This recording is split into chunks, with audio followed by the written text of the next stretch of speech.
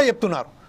గతంలో రోజుకు 5,50,000 మంది ప్రయాణికులు ఉండేది, ఈ రోజు 4,80,000 మంది ప్రయాణికులు ఇస్తున్నారు. అది కేవలం ఇంచుమించు 1,00,000 అనుకుందాం. కాకపోతే ఏంటంటే ప్రభావం రియల్ ఎస్టేట్ ద్వారానే ఎక్కువ శాతం మీద పడ్డదంటారు. ఈ విషయంపై అనాలోచిత కారణాల వల్లనే, నిర్ణయాల వల్లనే అని చాలా ఖచ్చితంగా రామ్మూర్తి గారు చెప్తున్నారు. ఈ విషయంపై రామచంద్ర గారు మీరేంటారండి?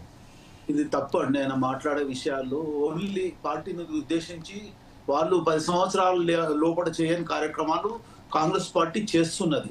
దాన్ని ఓర్వలేక ఎన్నో రకంగా మాట్లాడాలని వాళ్ళకు మాట్లాడొచ్చే హక్కు ఉన్నది, మాట్లాడని విమర్శించని. కాంగ్రెస్ పార్టీ స్టాండర్డ్ గా ప్రజా ప్రయాణానికి ఛాయిస్ ఇచ్చి, ఇప్పుడు మీరు అంటున్నారు ఉచిత బస్సు తీసేయాలని మీ పార్టీ సిద్ధాంతం ఉంటే దాన్ని మీ ఆలోచన ఉంటే డిక్లేర్ చేయండి ఒకటి. తర్వాత ఈ రియల్ ఎస్టేట్ పడిపోవడానికి కారణాలు ఎన్నో ఉన్నాయి. ముఖ్యంగా ఆర్థిక మాన్యం అనుకోండి, ప్రైవేటు భూములను అంటే గవర్నమెంట్ భూములు అమ్మితే సుమారుగా 10,000 కోట్ల రూపాయలు అమ్మితే అది గవర్నమెంట్ దగ్గరికి వచ్చి రొటేషన్ కాకుండా ఆగిపోయింది అనేది ఒకటి. ప్రపంచ వ్యాప్తంగా అంతటా కూడా కొద్దిగా రియల్ ఎస్టేట్ అనేది తక్కువనే ఉన్నది ఒకటి. దీంతో పాటు మనము ఇక్కడ ప్రజలకు సౌకర్యంగా అన్ని సౌకర్యాలు ఏర్పరచుకుంటా, రేట్లు పెంచకుండా ఏ రకంగా చేస్తే బాగుంటుంది అనేది ఒకటి మీరు క్వాలిటీ ఇవ్వండి. అంటే మనకు కావాల్సింది ఏంటంటే రైతులకు, ప్రయాణికులకు, ప్రతి ఒక్కరికి కూడా అనుకూలంగా ప్రజా ప్రయాణం అనేది ఉచితంగా ఉంటేనే బాగుంటుంది. ఉచితం కాకుండా రీజనబుల్ గా తక్కువనే ఉంటే బాగుంటుంది. ఇంకోటి ప్రతి వస్తువు కూడా పెరిగితే ఇబ్బంది ఏం లేదు, దానికి లిమిటెడ్ గా పెంచితే బాగుంటది. కానీ 50%, 100% పెంచుతాం అనేది పద్ధతిగా లేదు. ఇంకోటి వీళ్ళు మాట్లాడేది ఏంటంటే వాళ్ళు 10-12 సంవత్సరాల లోపల ఏం చేయకుండానే వాళ్ళని పక్కన పెట్టిర్రు. దాని గురించి ఏదో మాట్లాడుతున్నారు. వాళ్ళ స్కామ్లు ఎన్నో ఉన్నాయి.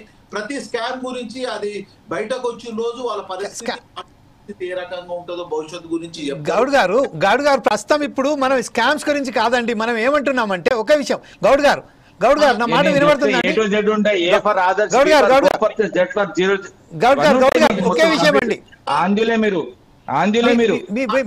మీ వాయిస్ కట్ అయిందండి గౌడ్ గారు. రామచంద్ర గౌడ్ గారు మీ వాయిస్ కట్ అవుతుంది.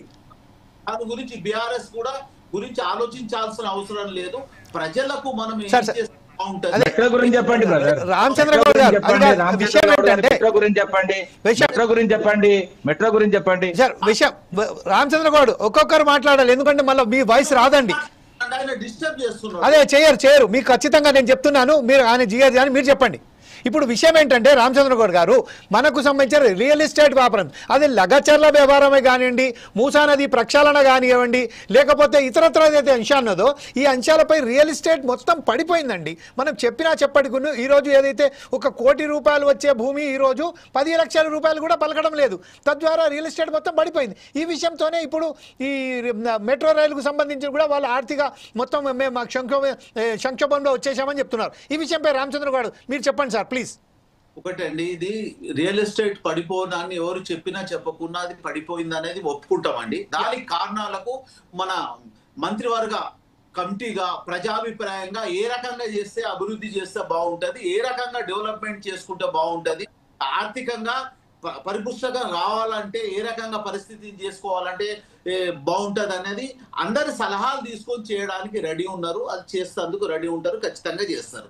అదే రకంగా ప్రజలకు ఉపయోగించబడే ఈ ప్రజా ప్రయాణానికి సంబంధించింది రీజనబుల్ రేట్స్ ఉంటే, తక్కువ రేట్లు ఉంటే బాగుంటది, పూర్తిగా లోగా ఉంటే కూడా బాగుంటది. అదే రకంగా ఈ పార్టీ గురించి మాట్లాడుతున్నారు కదా, అంటే ఫ్రీ బస్ గురించి మాట్లాడుతున్నారు కదా, 1,00,000 మంది తగ్గుతుంటారు అన్నది నిజమే. ఆ ఫ్రీ బస్సు గురించి మీ స్టాండర్డ్ ఏంది, పార్టీ స్టాండర్డ్ ఏముంది అనేది కూడా చెప్తే బాగుంటది.